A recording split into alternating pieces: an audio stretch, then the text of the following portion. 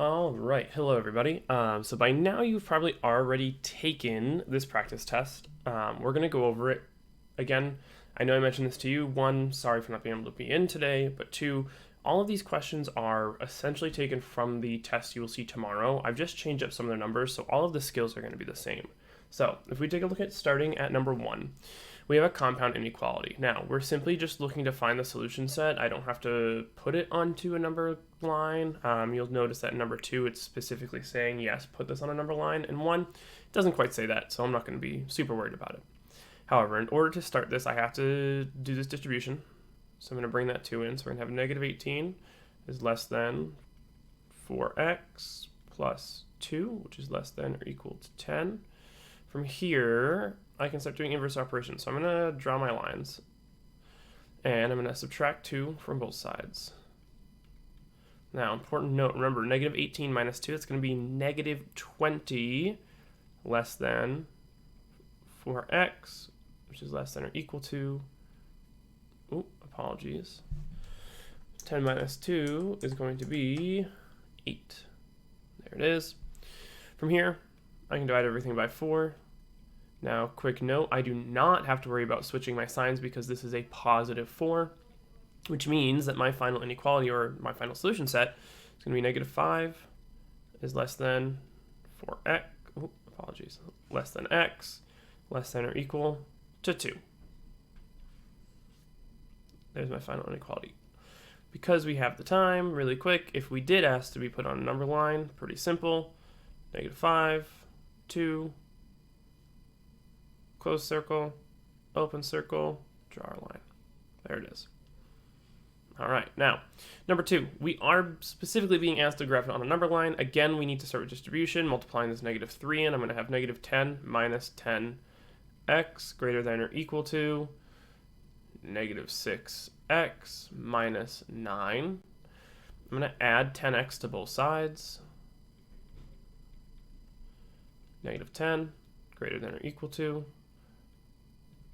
4x minus 9. I'm going to go ahead, add 9 on both sides. Negative 1 is greater than or equal to 4x.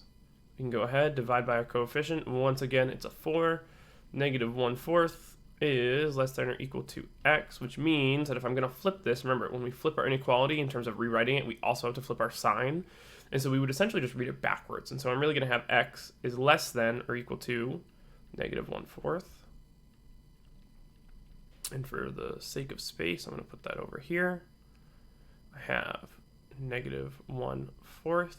I have equal to there, which means I know this is going to have to be a closed circle because negative 1/4 is a part of my solution set.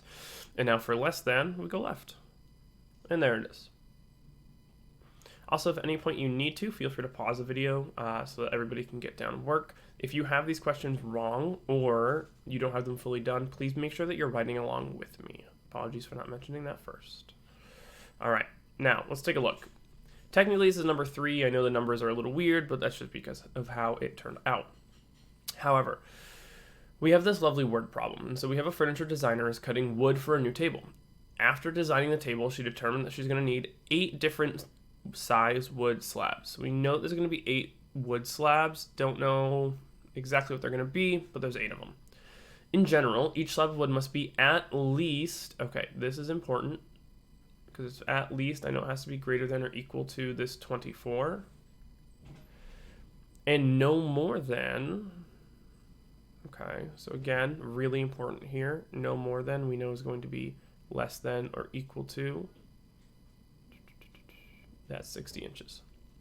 Write an inequality that represents the range of total amount of wood wood W inches we need to build a table. All right, so let's think about this. If we think about one slab, right, because that's what this is. This is each wood slab, so it's only talking about one slab right there.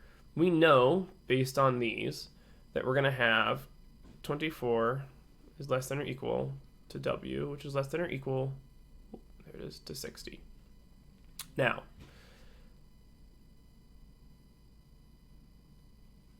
because this is only one slab, we have to take into account the fact that we need to use 8 of them. And so the simple thing to do here is actually just going to be to multiply everything by 8, because if we're looking at the full table, right, this table right here, as we've talked about, we need 8 slabs. And so if W is 1 slab, then we're really looking at 8W.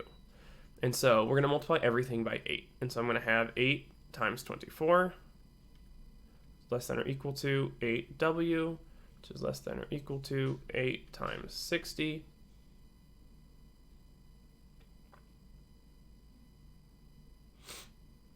Now, go ahead and put these in your calculator. I'm going to do the same.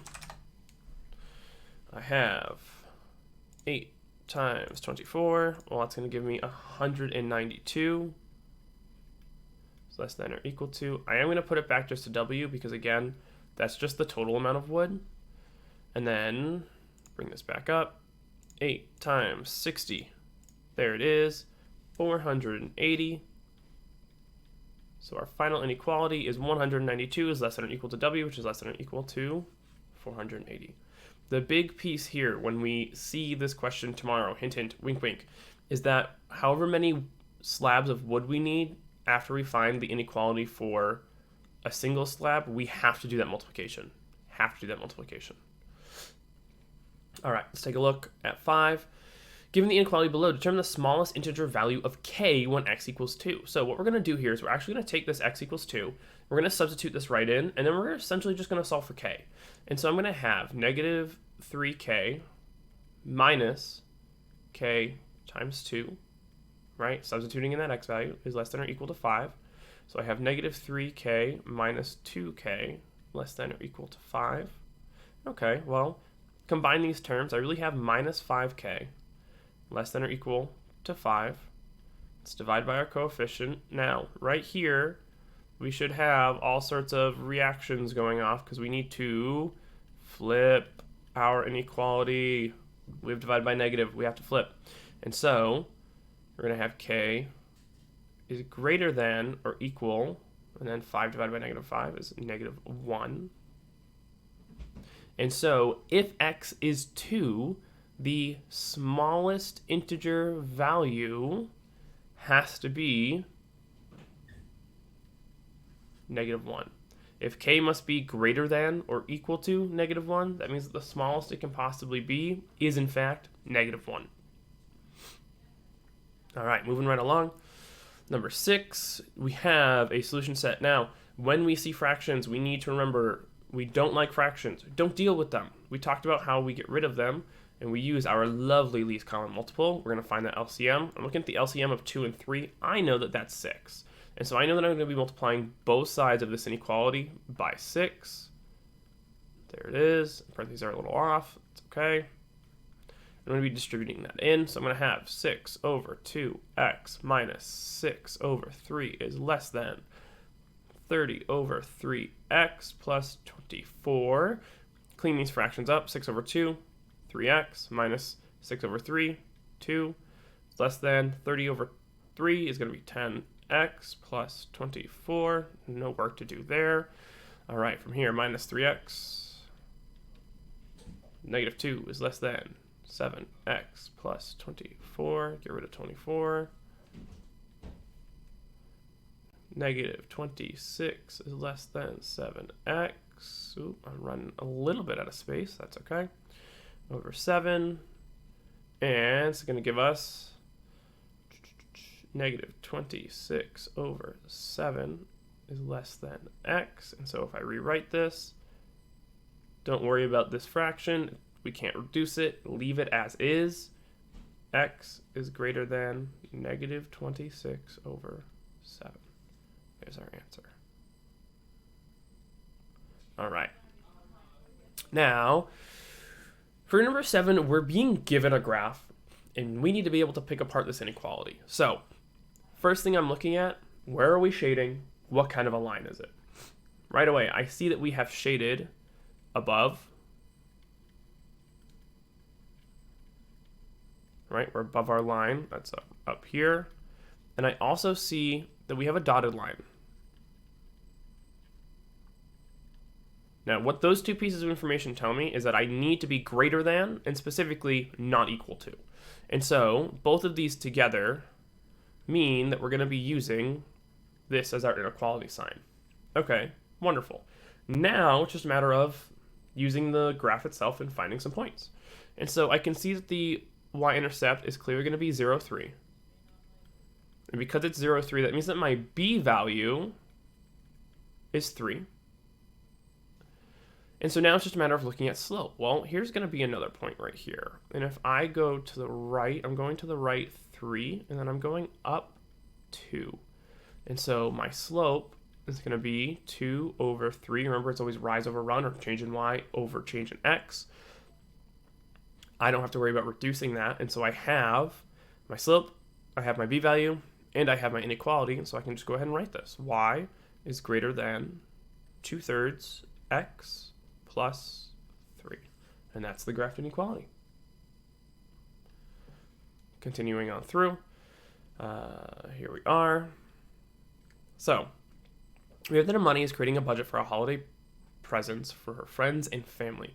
She determined that she would like to spend a maximum of $325. All right, there's the lovely word. We've talked about this before. When we have a maximum, that's where that idea of whatever we have needs to be less than or equal to 320. Ooh, sorry, 325.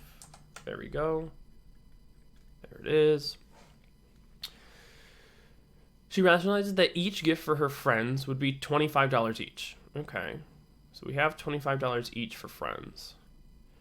And that she would spend $50 on a gift for her mother. Now, when we see this $50 on a gift for her mother, notice that based on what we're being told, I mean, she only has one mother. And so this $50, that's going to be a one-time fee, right? That's only happening once.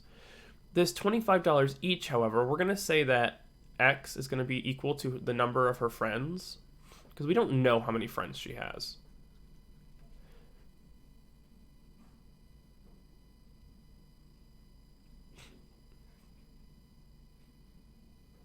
And so we have to figure out how many... Apologies. You know what? We're going to change this. Sorry, everybody. It's not going to be number of friends. That's going to be number of gifts. Right? If we're $25 per gift for her friends, then this is going to be the number of gifts, because we're really looking for how many gifts can she buy. My bad. And so we're going to have that $50 for mom plus the $25 per gift for her friends, and that still needs to be less than or equal to $325. All right, well, from here, it's just a matter of solving this inequality. Subtract 50 from both sides. 25x is less than or equal to 275. From there, we're going to divide by 25. That's going to give us x is less than or equal to, we're going to double check the calculator. I believe it's 11. Let's make sure. 275 divided by 25. There it is, 11. And so, if we're looking for the maximum number of gifts that she can purchase, well, she can purchase, I'm going to phrase this as up to 11 gifts for friends. All right. And, oh, apologies, apparently my computer doesn't want to play along. There we are. All right, last question. So we have this wonderful inequality, and we're looking to graph it. Now, this should look familiar. We've done so many of these at this point. So we have our given inequality. When we see an inequality, let's remember, we need to pull out essentially what's going to be 4 pieces of information here. The first 2 are going to come from what is the inequality itself. I have less than, right? This is y is less than negative 1/3 x plus 1. When I see less than, I know 2 things. I'm shading below, and this isn't equal to, and so it's going to be a dotted line. The other pieces I need, my slope, right here, I can see negative 1/3. I'm going to be super clear and say that's negative 1 over a positive 3. And then I also need my y-intercept. Remember, that's just coming right from my b value. So my y-intercept is simply 0, 1. Please, please, please make sure this is written as a point. So first thing we do, every time,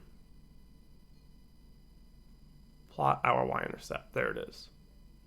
From there, given the slope, I know that -1 is down and 3 is right. And so I'm going to go down 1 over 3. There's my next point. Down 1 over 3. There is my next point. From here, I apologize as this isn't going to be a perfect line, but we are coming in with a dotted line across there. And we are shading below. Now, when we shade, I'm telling you this right now, I'm being very clear about this. I need to see the way that we have talked about shading so many times. If I do not see it, I will be taking a point off because I cannot stress how important it is to shade properly. And so if I'm shading below, I am making perpendicular lines coming away from my inequality. And so when I shade, this is my shaded region. And so now we're being told, okay, we've graphed it. Is the point 2, 4 in the solution set? Justify your reasoning algebraically and graphically. So we need to do both. I'm saying that and making this very clear because tomorrow, if you only do one of these, you will not get both points, right? This is a 2-point question. You have to show 2 ways, 1 point per way. So let's start by graphically because that tends to be easier. 2, 4, right here. This is 2, 4. Now, I'm going to say pretty easy to see, not in our solution set, not in the shaded region. And so for graphically, I'm just going to say no, not in shaded region. Wonderful. Now, algebraically. Now, we've talked about this a little bit, but remember that when it says algebraically, all it's really saying is just take the point, plug it into the inequality. And so I have 2, 4, right? 2, 4 is that wonderful point. Remember that in coordinate points, it's an x value and a y value. So I'm going to take that original inequality, y is less than negative 1/3 x. Y is less than negative 1/3 x plus 1. I'm going to substitute these values in. Now, we know it's not in the solution set, and so already we should be expecting that we're going to get an untrue statement here. But let's double check. 4 is less than negative 1 over 3 times 2 plus 1. 4 less than negative 2/3 plus 1. Now, at this point, what we can still do is we still can manipulate this. And so if we're not sure how to deal with this, I can actually say, you know what, let's just multiply everything by 3. And when I do that, I'm going to have 12 is less than negative 2 plus 3. And so 12 is less than 1. This, not true. Therefore, not in the solution set. Again, I'm going to quickly show this step, right? Because it's still using the least common multiple here. And so anytime we don't know how to actually deal with that fraction, just get rid of it. You don't fully need it. If you wanted to plug it into your calculator and then do the math, you could also absolutely do that, right? You could know that this is technically negative 0.666 forever plus 1. So you're looking at 0.33333. And so if you used your calculator, then it would just be 4 is less than 0.333 repeating, which is also, surprise, not true. But again, that's what we fully expected knowing how this graph looks. So if you need to go back and capture anything, please do. If you needed to pause this video at any time, I hope you did. Tomorrow I will be back and we will be taking this test. So please hang on to this, use it to study tonight. This video itself is going to be on YouTube. I will put the link in Google Classroom so that if you need to rewatch it for any reason, you absolutely can. Have a wonderful rest of your day, and I look forward to seeing you all tomorrow. Bye.